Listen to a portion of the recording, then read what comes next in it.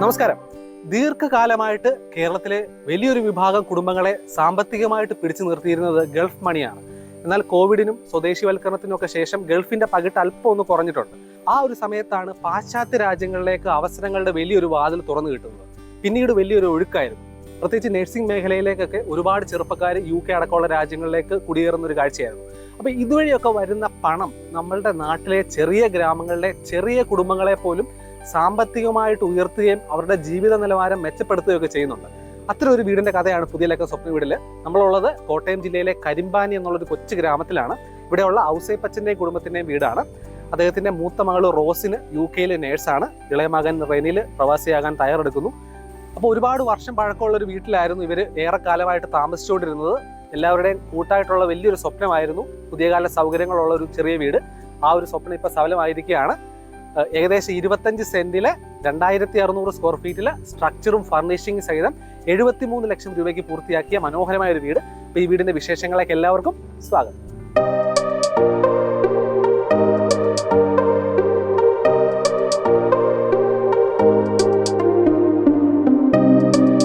അപ്പോൾ നല്ല പച്ചപ്പും ഹരിതാഭയും ഒക്കെ ഉള്ള പ്രദേശമാണ്. അതിന് നടുക്ക് മനോഹരമായിട്ടാണ് വീട് പ്ലേസ് ചെയ്തിട്ടുള്ളത്. ഇതൊരു കാർഷിക ഗ്രാമമാണ്. റബ്ബറും പൈനാപ്പിളും കപ്പയും ഒക്കെ ധാരാളമായിട്ട് കൃഷി ചെയ്യുന്നൊരു പ്രദേശമാണ്. അപ്പോൾ വീട് പോലെ തന്നെ ചുറ്റുപാടുകളും നല്ല ഭംഗിയിലാണ് ഒരുക്കിയിട്ടുള്ളത്. വിശാലമായ മുറ്റവും ഡ്രൈവേയും ഇന്റർലോക്കാണ് വിരിച്ചിട്ടുള്ളത്. ഇവിടെ പേൾ ഗ്രാസ് വിരിച്ച് ഭംഗിയാക്കിയിട്ടുണ്ട്. ആദ്യ കാഴ്ചയിൽ തന്നെ ആർക്കും ഇഷ്ടം തോന്നുന്ന നല്ല ഭംഗിയുള്ള ഒരു ഒതുങ്ങിയ പുറംകാഴ്ചയാണ് വീടിനുള്ളത്. പല തട്ടുകളായിട്ട് ചരിഞ്ഞ ഓട് വിരിച്ച ഒരു മേൽക്കൂരയാണ് വീടിന്റെ പുറംകാഴ്ചയുടെ ഭംഗി എന്ന് പറയുന്നത്. ഇത് ശരിക്കും നിരപ്പായി വാർത്ത ശേഷം GI ട്രസ് ചെയ്ത് സെറാമിക് ഓട് വിരിച്ചിരിക്കുകയാണ്.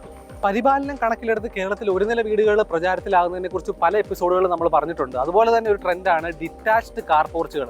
പുതിയ പല വീടുകളിലും വീടിന്റെ ഭംഗിയെ മറയ്ക്കാത്ത രീതിയിൽ ചിലവ് കുറച്ച് ഡിറ്റാച്ച്ഡ് ആയിട്ടുള്ള കാർ പോർച്ചുകളാണ് കാണാറുള്ളത്. എന്നാൽ ഈ വീട്ടിലേക്ക് വരുമ്പോൾ കാർ പോർച്ച് വീടിന്റെ തന്നെ ഭാഗമാക്കി മാറ്റിയിരിക്കുകയാണ്. വിശാലമായ ഒരു പാർക്കിംഗ് സ്പേസ് ആണ് ഇവിടെ ഉള്ളത്. 2-3 കാറുകൾ സുഖമായിട്ട് പാർക്ക് ചെയ്യാം. എന്നിട്ട് മഴ നനയാതെ തന്നെ വീടിനകത്തേക്ക് കയറാവുന്ന രീതിയിലൊരു ക്രമീകരണമാണ്. ഇവിടെ പ്രൊഫൈൽ ലൈറ്റ്സ് ഒക്കെ കൊടുത്ത് ഭംഗിയാക്കിയിട്ടുണ്ട്. രാത്രിയിലാണ് ശരിക്കും ഇതിന്റെ ഒരു ഭംഗി ശരിക്കും അറിയാൻ സാധിക്കുക. പുതിയ കാല വീടുകളിലൊക്കെ സിറ്റ് ഔട്ടിന്റെ വലിപ്പം കുറഞ്ഞു വരികയാണ്. കാരണം ആൾക്കാർ അവിടെ സ്പെൻഡ് ചെയ്യുന്ന സമയമൊക്കെ താരതമ്യേന വളരെ കുറവാണ്. അപ്പോൾ ഇവിടെ ഒരു മിനിമൽ സിറ്റ് ഔട്ടാണ് ഒരുക്കിയിട്ടുള്ളത്.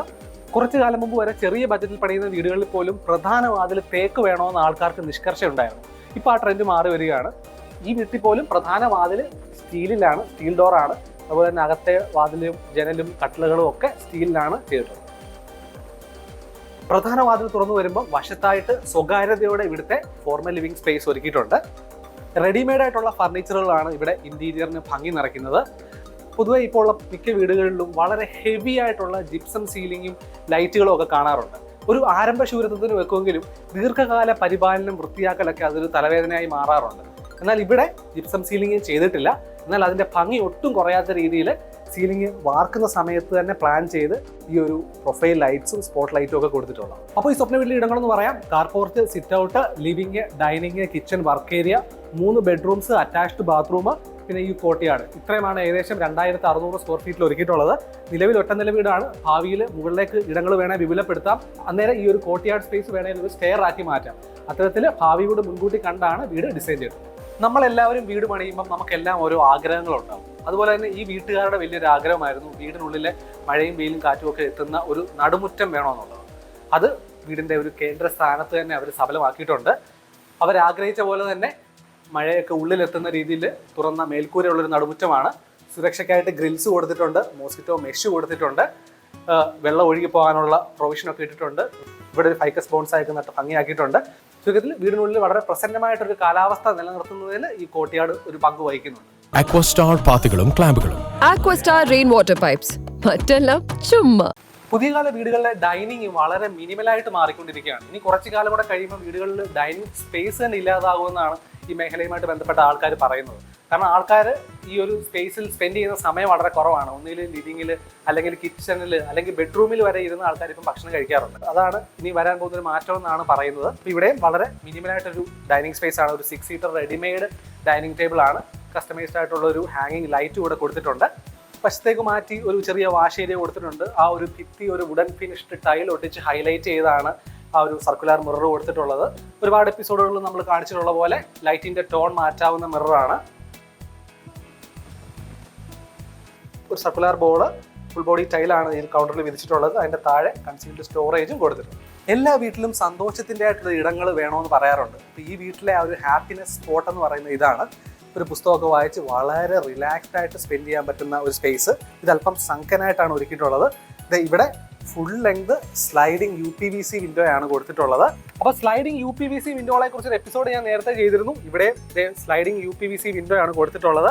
അധിക സുരക്ഷയ്ക്കായിട്ട് ഇവിടെ ഗ്രിൽസും കൊടുത്തിട്ടുണ്ട്.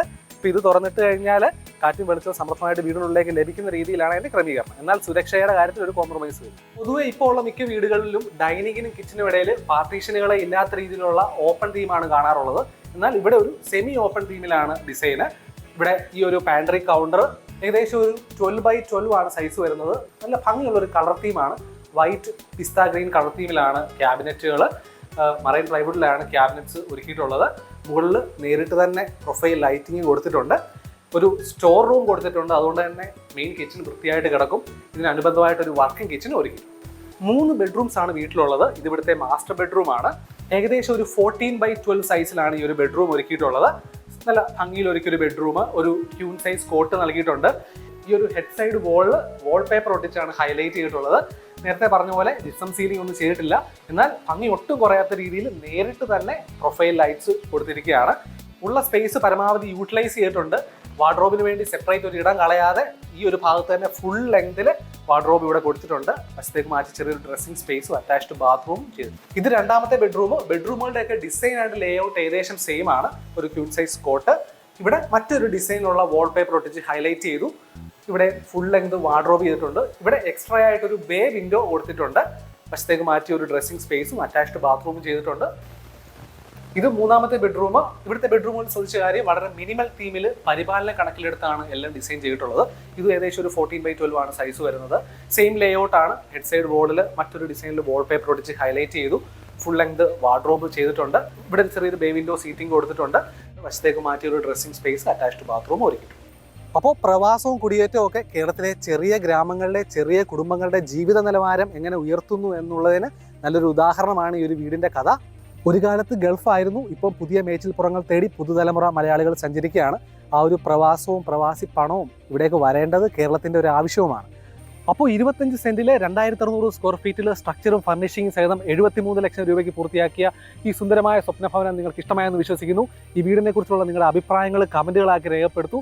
മറ്റൊരു സ്വപ്ന വീടിൻ്റെ വിശേഷങ്ങളുമായിട്ട് വീണ്ടും കാണാം. എല്ലാവർക്കും ഹൃദയം നിറഞ്ഞ നന്ദി. നമസ്കാരം.